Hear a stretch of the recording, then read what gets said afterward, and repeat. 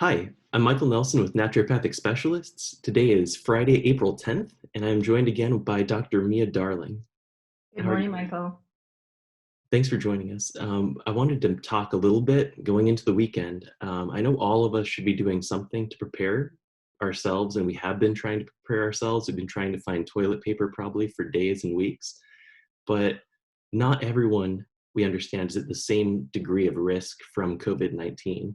Could you describe maybe some of what CDC says is higher risk individuals?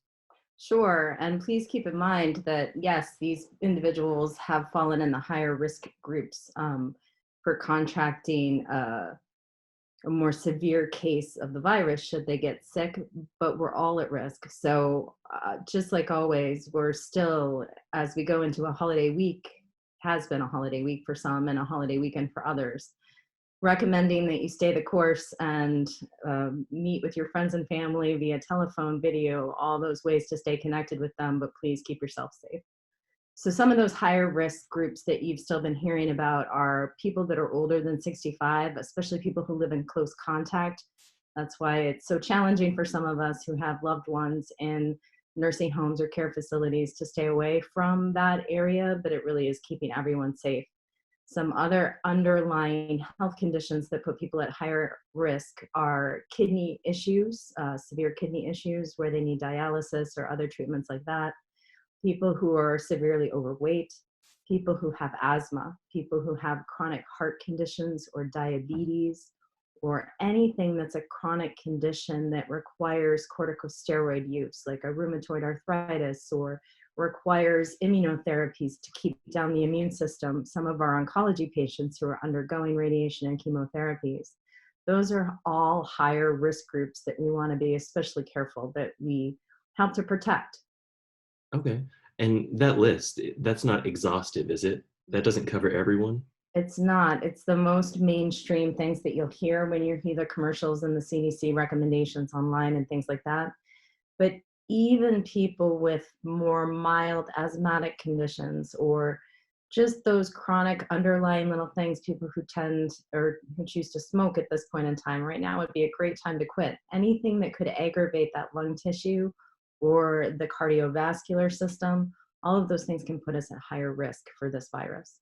Okay. And those are people that might understand they're at higher risk, but there's also been plenty of cases that I've seen, when you have to watch the news and you hear all these people that are suffering severe symptoms, and then you hear about a 20-year-old, a 30-year-old, a 40-year-old, someone that's well below that 60, 65 age range, and they're coming down with severe symptoms too. So they might not maybe know from their doctor that they have one of those kind of serious things. They've been getting along just fine. So really, is it something that we should all take seriously? Very seriously. And you hit the nail right on the head. It's just you have a less of a chance if you're younger and you're healthier than someone with maybe these chronic conditions that they know of falling severely ill should you get the virus. But everyone is at risk. Everyone is at risk. So right now, if you hadn't and you hadn't considered anything with this, anything medically related, because I'm young and healthy, I don't want to pay the money, I don't have insurance. Would now be a good time to at least touch base and maybe establish with a physician? I think it would be a great time. And we are really trying to guide our patients, and we've had new patients call in as well in terms of what can we be doing now to help prevent this, or what should I be doing to be my strongest, whether it's lifestyle changes, whether it's supplementation, whether it's dietary recommendations. We can all use this time to make ourselves more healthy, virus or no virus, but there certainly are things that we can address up front before we experience any symptoms to give ourselves a boost in terms of how our bodies would be able to handle it should we happen to get sick. Mm. Certainly a time when there's no shortage of information, and we need to vet that carefully to make sure it's actually beneficial to us and we're not being overloaded.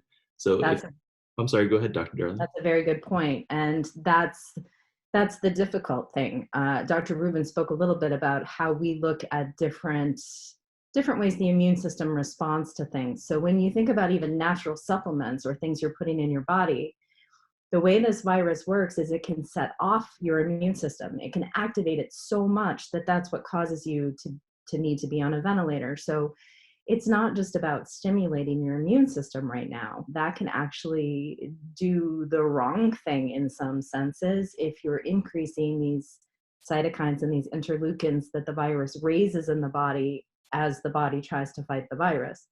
So we're very carefully looking at recommendations that we give to people to the best of our ability and the best research that's out there to make sure we're supporting people, but we're not hyper stimulating anything should they get sick and put them into that cytokine storm that we've all heard about.